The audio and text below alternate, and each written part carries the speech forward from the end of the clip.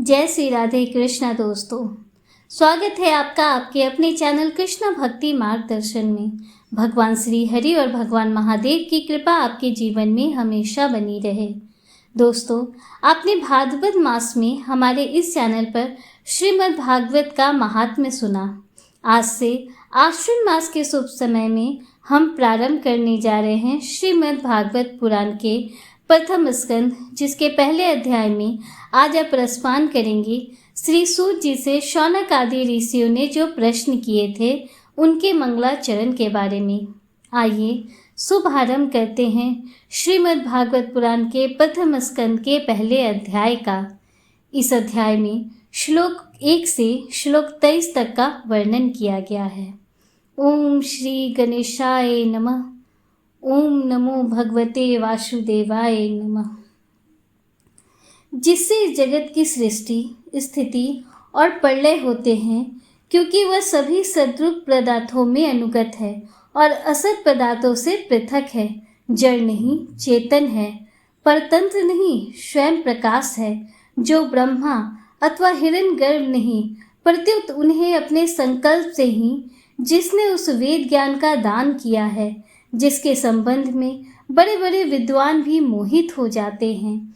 जैसे तेजो में सूर्य रश्मियों में जल का, जल में स्थल का और स्थल में जल का भ्रम होता है, वैसे ही जिसमें यह त्रिगुणमयी जागृत, स्वप्न, सुसुप्ति रूपा सृष्टि मिथ्या होने पर भी अधिष्ठान सत्ता से सत्यव्रत प्रतीत हो रही है, उस अपनी स्वयं प्रकाश ज्योति से सर्वदा और सर्वथा माया और माया कार्य से पूर्णतः मुक्त रहने वाले परम सत्य रूप परमात्मा का हम ध्यान करते हैं।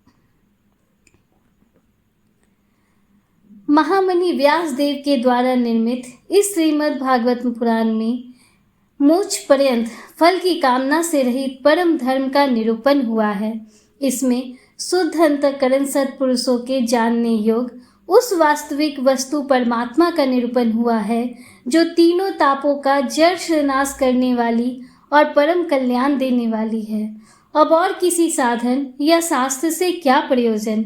जिस समय भी सुकृति पुरुष इसके श्रवण की इच्छा करते हैं, ईश्वर उसी समय अविलंब उनके हृदय में आकर बंदी बन जाता है।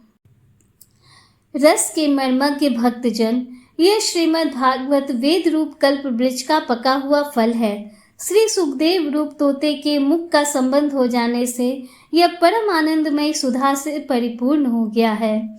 इस फल में छिलका, गुठली आदि त्याज्य अंश तनिक भी नहीं है। यह मूर्तिमान रस है। जब तक शरीर में चेतना रहे, तब तक इस दिव्य भगवत रस का निरंतर बार बार पान करते रहो। यह पृथ्वी पर ही सुलभ है। यह प्रसिद्ध है कि तोते का काटा हुआ फल अधिक मीठा होता है। एक बार भगवान विष्णु एवं देवताओं के परम पुण्यमय क्षेत्र नैमिषारण्य में शौनक आदि ऋषियों ने भगवत प्राप्ति की इच्छा से सहस्त्र वर्षों में पूरे होने वाले एक महान यज्ञ का अनुष्ठान किया। एक दिन उन लोगों ने प्रातः काल अग्निहोत्र आदि नित्य कृतों से निवृत्त होकर सूत जी का पूजन किया और उन्हें ऊंचे आसन पर बैठाकर बड़े आदर से प्रश्न किया। ऋषियों ने कहा, सूत जी, आप निष्पाप हैं। आपने समस्त इतिहास, पुराण और धर्म शास्त्रों का विधि पूर्वक अध्ययन किया है तथा उनकी भली भांति व्याख्या भी की है। वेद वेत्ताओं में श्रेष्ठ भगवान बादरायण ने एवं भगवान के सगुण निर्गुण रूप को जानने वाले दूसरे मुनियों ने जो कुछ जाना है, उन्हें जिस विषयों का ज्ञान है, वह सब आप वास्तविक रूप में जानते हैं। आपका हृदय बड़ा ही सरल और शुद्ध है। इसी से आप उनकी कृपा और अनुग्रह के पात्र हुए हैं। गुरुजन अपने प्रेमी शिशु को गुप्त से गुप्त बात भी बता दिया करते हैं। आयुष्मान, आप कृपा करके यह बतलाइए कि उन सब शास्त्रों, पुराणों और गुरुजनों के उपदेशों में कलयुगी जीवों के परम कल्याण का सहज साधन आपने क्या निश्चय किया है। आप संत समाज के भूषण हैं। इस कलयुग में प्रायः लोगों की आयु कम हो गई है। साधन करने में लोगों की रुचि और प्रवृत्ति भी नहीं है। लोग आलसी हो गए हैं। उनका भाग्य तो मंद है ही, समझ भी थोड़ी है।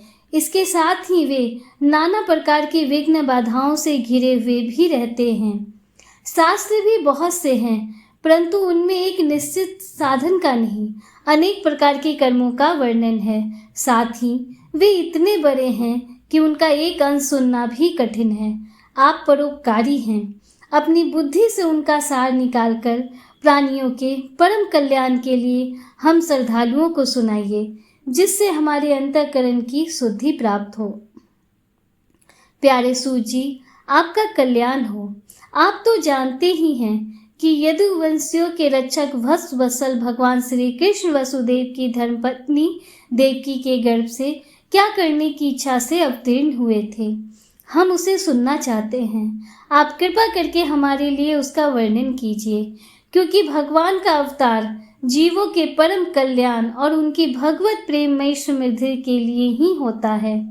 यह जीव जन्म मृत्यु के घोर चक्र में पड़ा हुआ है। इस स्थिति में भी यदि वह कभी भगवान के मंगलमय नाम का उच्चारण कर ले तो उसी क्षण उससे मुक्त हो जाए, क्योंकि स्वयं भय भी भगवान से डरता रहता है।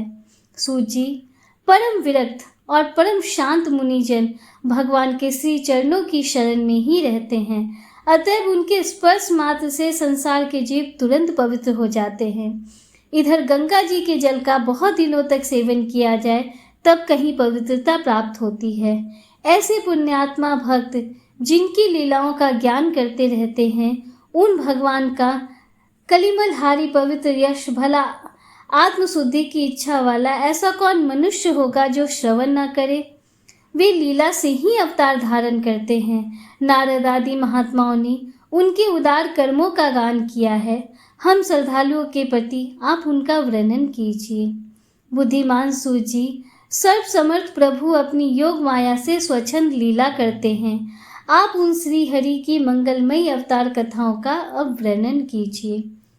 पुण्य कीर्ति भगवान की लीला सुनने से हमें कभी भी तृप्ति नहीं हो सकती, क्योंकि रसज्ञ श्रोताओं को पद पद पर भगवान की लीलाओं में नए नए रस का अनुभव होता है। भगवान श्री कृष्ण अपने को छिपाए हुए थे। लोगों के सामने ऐसी चेष्टा करते थे मानो वो कोई मनुष्य हों, परंतु उन्होंने बलराम जी के साथ ऐसी लीलाएं भी की हैं, ऐसा पराक्रम भी प्रकट किया है जो मनुष्य नहीं कर सकते। कलयुग को आया जानकर इस वैष्णव क्षेत्र में हम दीर्घकालीन सत्र का संकल्प करके बैठे हैं। श्री हरि की कथा सुनने के लिए हमें अवकाश प्राप्त है। यह कलयुग अंतःकरण की पवित्रता और शक्ति का नाश करने वाला है। इससे पार पाना कठिन है। जैसे समुद्र से पार जाने वालों को कर्णधार मिल जाए, उसी प्रकार इससे पार पाने की इच्छा रखने वाले हम लोगों से ब्रह्मा ने आपको मिलवाया है।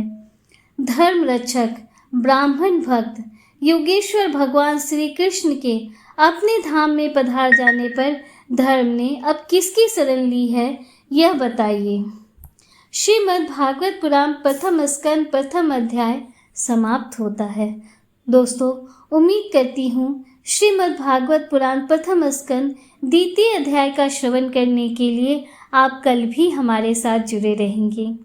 वीडियो अगर पसंद आया हो तो वीडियो को लाइक कीजिए, दूसरों के साथ शेयर कीजिए, कमेंट में हर हर महादेव, जय श्री राधे कृष्णा जरूर लिखिए। हमारे चैनल को सब्सक्राइब कीजिए, बेल आइकन भी ज़रूर प्रेस कीजिए, जिससे आगे भी आपको ऐसी ही रोचक जानकारियाँ प्राप्त होती रहें। मिलते हैं आपसे अगले वीडियो में। तब तक के लिए हर हर महादेव, जय श्री राधे कृष्णा, राधे राधे।